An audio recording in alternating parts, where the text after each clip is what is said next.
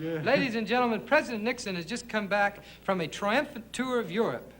And tonight, Isn't that with right, the... Tom? That's right, he has come back from a triumphant tour of Europe, that's what it is. And All tonight, right. with the help of David Frye, we like to show segments of 3 of his key visits. That's right. England, France, and Rome.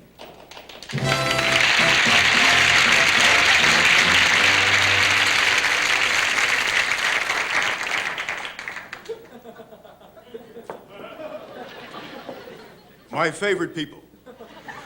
And you are my favorite people. Make no mistake about that. I have come to Europe primarily, of course, to see England. And I want to reassure you people. And I want to make it very clear that not one word of what Prime Minister Wilson tells me will ever get back to President de Gaulle. Now, before I leave you to go on to less important areas, I want to say that I have had some criticism lately that my past few months in office have been, shall we say, uneventful. Well, let me just say this about that, and let me make this very, very clear to everybody here tonight.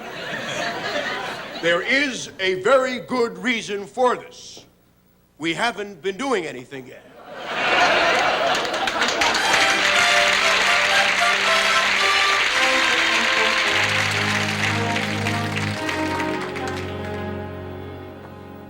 Mes amis favorites.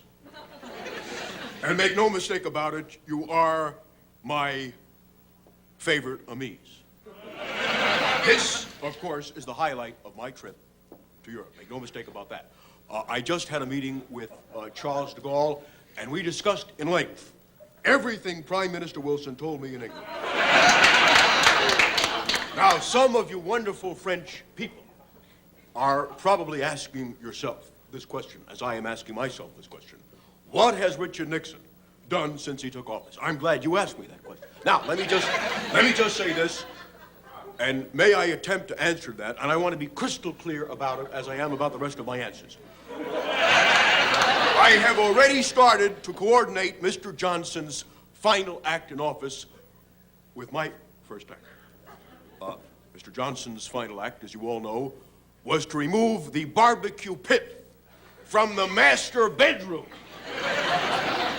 My first act, of course, is to remove the barbecue sauce off the sheets, the walls, the rugs, the ventilations. I have put Spiro Agnew completely in charge of that project.